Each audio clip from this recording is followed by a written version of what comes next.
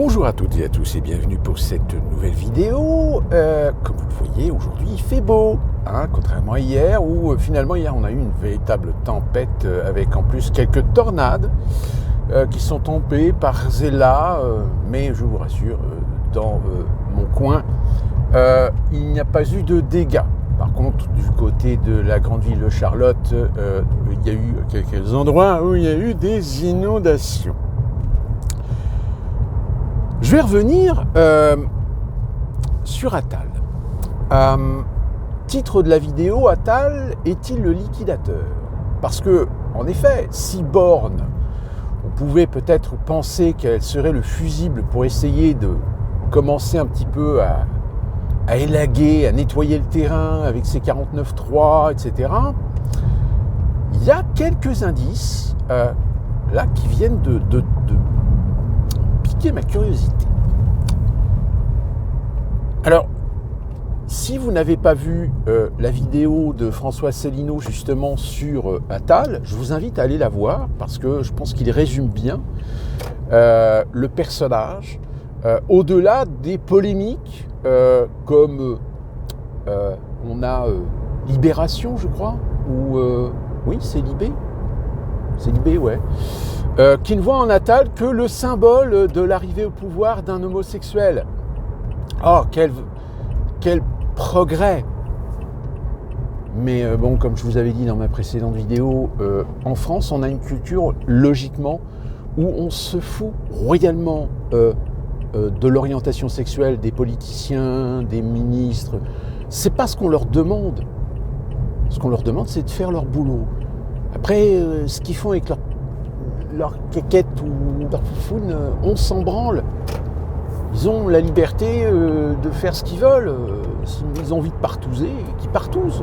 À partir du moment où ça reste évidemment dans le cadre de la loi, c'est-à-dire ne pas partouzer avec des mineurs. On est d'accord. Mais c'est pas ce qu'on leur demande. On leur demande de faire leur boulot. Mais voilà, encore une fois de plus, il y a certains médias qui ne peuvent pas s'empêcher d'essayer de tirer vers le wokisme, vers le progrès, les événements politiques du pays. Alors, au moment où je vous parle, on n'a pas la composition du gouvernement. Bon, il y a de fortes chances que Darmanin et le maire gardent leur poste. Néanmoins, dans la vidéo d'Asselineau, en effet, on apprend, ou il confirme, il affirme ce qu'on savait déjà plus ou moins sur le personnage, c'est-à-dire que c'est quand même une personnalité qui a une certaine facilité, on va dire, du fait d'une origine sociale plutôt aisée. Oui, les vidéos qui circulent, quand on le voit, il a 8-9 ans, certains commencent à dire « Oh oui, mais déjà on sent la maturité d'esprit. » École alsacienne, donc pas l'école publique de la République, école privée. Et puis très rapidement, entrée en politique, côté de Ségolène Royal, socialiste, mais finalement socialiste corrompu puisqu'il s'est rallié à la cause macroniste très rapidement. Donc une carrière assez fulgurante. Mais là où ça devient intéressant, c'est que Attal est un membre du Young Global Leader. Le Young Global Leader, c'est une organisation que l'on peut dire atlantiste, mais atlantiste jusqu'au bout des ongles. Et Attal a également été invité, et c'est vrai que ça je m'en souviens très bien, a été invité au Bilderberg. Et vous savez que quand vous avez des politiciens français qui sont invités au Bilderberg, ne doutez pas que c'est pour afficher une certaine carrière politique ou un certain placement dans les institutions non négligeables. Donc c'est vrai qu'en règle générale, ceux qui sont passés au Bilderberg dans les années qui suivent, en général, ils ont une carrière qui progresse plutôt positivement. Il y a cette intervention récente de Philippe de Villiers où il parle justement de la mise en place de l'État supranational européen. Et que, sans doute, Gabriel Attal est un chaînon essentiel pour la mise en place de ce fédéralisme européen. C'est-à-dire qu'en son nom de Premier ministre, il pourrait avoir à charge, au nom du président de la République, de mettre au Parlement un certain nombre de réformes, un certain nombre de textes, voire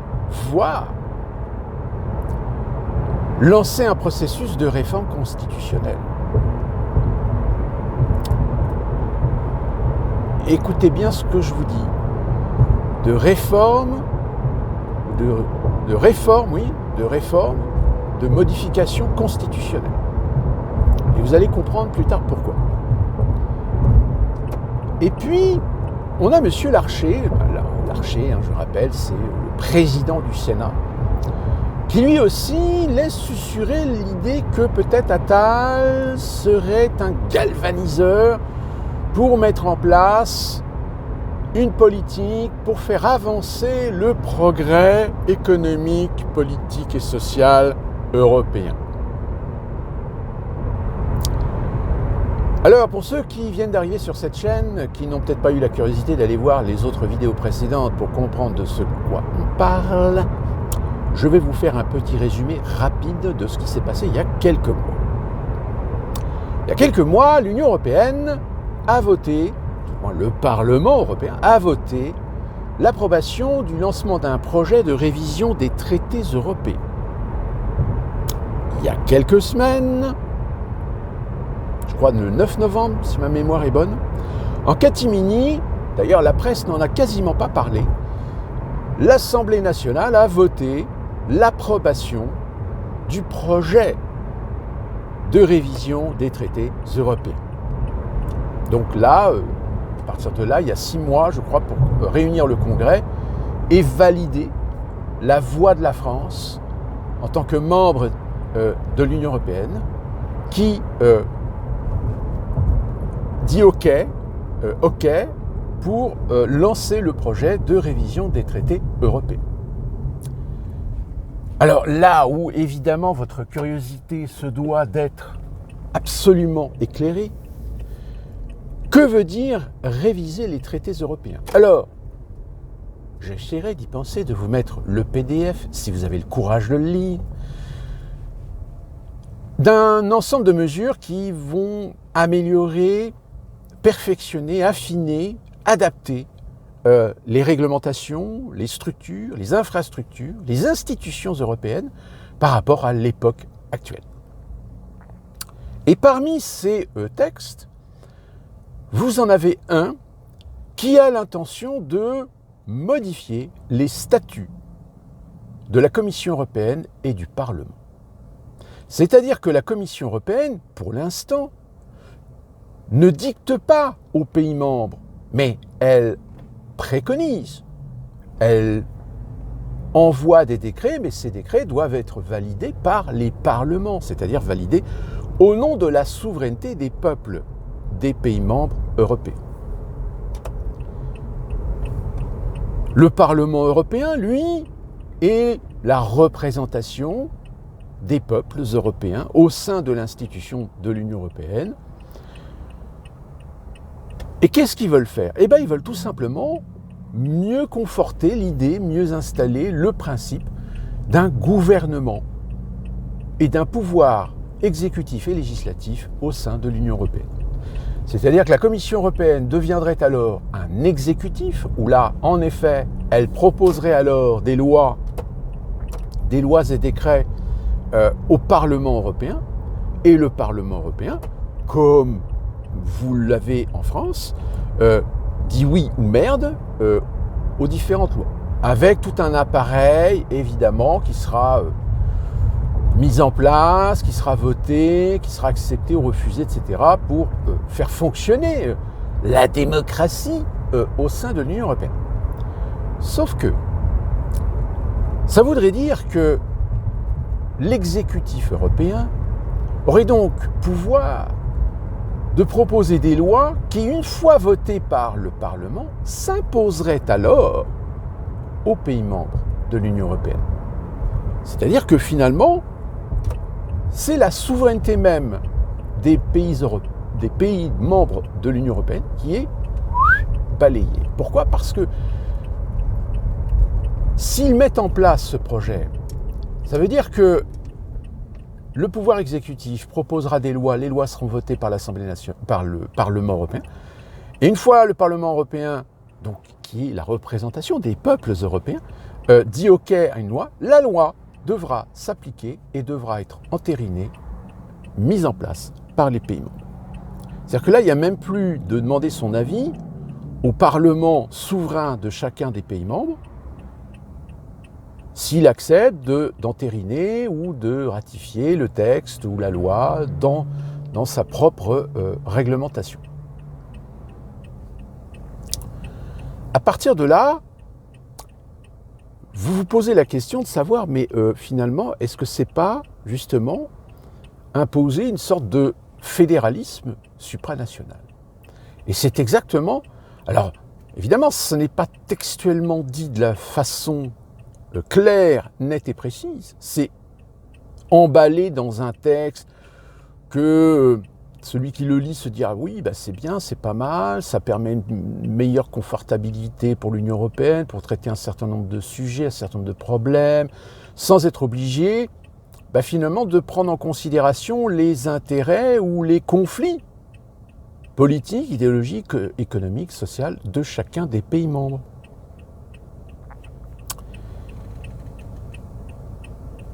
Et évidemment, ça pose aussi le problème, finalement, de votre souveraineté. C'est-à-dire que finalement, votre souveraineté ne sert plus à rien. Le seul rempart, c'est évidemment que dans les textes de l'Union européenne, pour que ça passe, il faut qu'il y ait l'unanimité. C'est-à-dire qu'il faut que tous les pays de l'Union européenne valident cette révision des traités européens. Donc évidemment, dans la pratique, peut-être qu'il va y avoir des négociations, ça va peut-être durer peut-être 1 an, 2 ans, 3 ans, on ne sait pas, parce que évidemment, chaque pays membre va avoir quand même le droit de dire ce qu'il pense et de dire que tiens, tel texte, c'est peut-être bien un texte qui a été validé par l'Allemagne, mais nous ça ne nous convient pas, etc. Donc il y a tout un travail évidemment de législatif, on va dire, institutionnel, qui va être lancé. Mais, vous le savez aussi bien que moi, l'Union européenne est une entité qui veut absolument le pouvoir et donc qui va se démerder pour placer les bonnes personnes aux bons endroits. C'est-à-dire au sein des commissions, on va majoritairement mettre des gens qui sont des européistes convaincus et sur lesquels il n'y aura absolument aucune ambiguïté, où ils diront amen à toutes les propositions. Donc, l'écueil, comme je vous le dis, c'est ce problème de l'unanimité. Et bien même ça, l'unanimité, ils vont le modifier. C'est-à-dire qu'ils vont modifier l'unanimité par la majorité. C'est-à-dire qu'il suffira que sur les 27 ou 28 pays, la majorité d'entre eux disent « OK », pour tous les autres pays disent « vous fermez vos gueules et vous acceptez la décision démocratique de la majorité ». Je pense qu'à mon avis, certains pays comme les Hongrois, la Hongrie, la Pologne, même si la Pologne aujourd'hui, ils ont réussi à placer leur pion, mais bon, ça ne se passe pas très bien finalement. Puis là, l'Allemagne, en ce moment, oui, vous avez vu, c'est les grandes manifs, les grandes grèves des agriculteurs, on a apparemment aussi des fonctionnaires, des gens, des transports en commun, transports ferroviaires, etc., qui s'y mettent. Donc, ça prouve que, ça prouve qu'il va falloir qu'ils accélèrent le mouvement pour prendre le pouvoir. Alors, là, je vous ai résumé un petit peu la menace qui pèse au-dessus de vos têtes, l'épée de Damoclès qui pèse au-dessus de vos têtes avec cette fameuse révision des traités. Alors, vous allez me dire, mais c'est quoi le lien avec Attal? Eh bien, Gabriel Attal n'est-il pas celui sur qui compte Macron pour vous faire avaler la pilule? C'est-à-dire commencer à préparer le terrain par un certain nombre de réformes, voire même le pousser à commencer à faire des réformes constitutionnelles pour que derrière, après, les décisions européennes glissent bien mieux pour se mettre au-dessus de la Constitution de la République française, de la Constitution de la 5e. Parce que c'est là, c'est le problème de nivellement. Le nivellement, aujourd'hui, c'est la Constitution de la 5e nous donne une souveraineté. C'est-à-dire que, quoi que décide ou dit l'Union européenne, nous restons maîtres de nos choix. Même si malheureusement, si vous vous arrangez pour faire en sorte que la majorité du Parlement est européiste, c'est-à-dire que, évidemment, tout candidat à les législatives, si c'est un pro-Brexit, si c'est quelqu'un qui est contre l'Union européenne, etc., ne vous inquiétez pas, il n'aura jamais l'opportunité ou la possibilité d'accéder à l'étape où il pourra potentiellement ou éventuellement être élu. Et puis de toute façon, on s'arrangera toujours dans les circonscriptions où éventuellement ces candidats pourraient être en bonne position, d'inonder littéralement le champ. C'est-à-dire que chaque parti politique va placer son candidat, etc., pour essayer de noyer le poisson. Donc, la démocratie, oui, elle est menacée. Pourquoi ? Parce que dans la sphère politique, on réussit à s'arranger, à placer les bonnes personnes aux bons endroits, de telle manière à être sûr que ça n'ira pas à contre-courant ou en vent contraire de cette volonté de donner les clés, la carte bancaire et le titre de propriété à l'Union européenne. Et Gabriel Attal, j'ai envie de dire, finalement, c'est le bon candidat. C'est le bon candidat, pourquoi ? Parce qu'il coche toutes les cases. Il est gay, donc il va plaire aux progressistes. Il est juif, donc attention, si vous l'attaquez, vous risquez d'être traité d'antisémite, surtout si vous l'attaquez sur le flanc de ses origines ethniques, ou origines religieuses, ou appartenance religieuse. Ouais, c'est le candidat parfait. En plus, il a su démontrer dans des interviews, sur des plateaux télé, etc., que voilà, il a de la hargne. Et il a de la hargne même quand on le met devant des contradictions.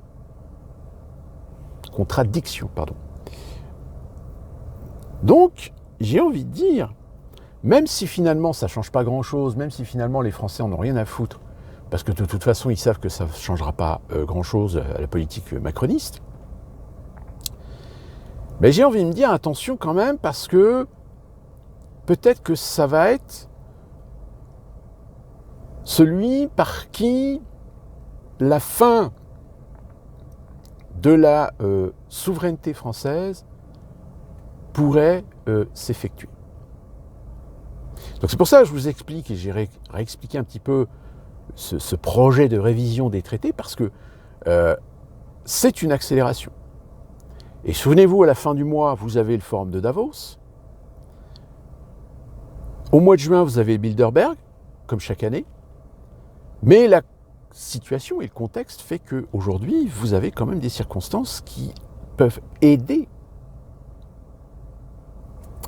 Donc attention, je pense, ne sous-estimez pas la capacité du petit Attal, même si, évidemment, ce sera la voix de son maître. Il exécutera les ordres du chef. Et je vais terminer cette vidéo par cette info qui est tombée et que je me dis franchement, c'est du foutage de gueule. L'ONU demande 150 000 milliards de dollars pour mettre en place des politiques pour lutter contre le réchauffement climatique. Est-ce que vous vous rendez compte que l'ONU, l'Organisation des Nations Unies, n'est même pas foutue d'arrêter Israël sur le bombardement et le génocide gazaouite? En revanche, ça par contre, pour lutter contre le réchauffement climatique et arroser tous les copains de tout le marché du réchauffement climatique, du marché carbone, etc. Alors là, ils sont champions. Plus ça va, plus ce qu'on reprochait aux complotistes de dire que c'était de la folie de croire que les démocraties allaient chuter les unes derrière les autres face à un nouvel ordre mondial, force est de constater qu'aujourd'hui, si vous voyez ce qui se passe, si vous décortiquez ce qui est en train d'arriver et que vous mettez certains liens avec d'autres événements, vous vous rendez compte que l'installation du nouvel ordre mondial, ce n'est pas une idée complotiste, que ça commence à devenir véritablement concret. Et que je vous rappelle que M. Attali a toujours chanté le projet que la gouvernance mondiale prendrait légitimement sa place à Jérusalem. Après tout ça, je vous laisse méditer sur la question. N'hésitez pas à mettre des petits pouces, des commentaires. Et nous, on se retrouve très prochainement pour une nouvelle vidéo.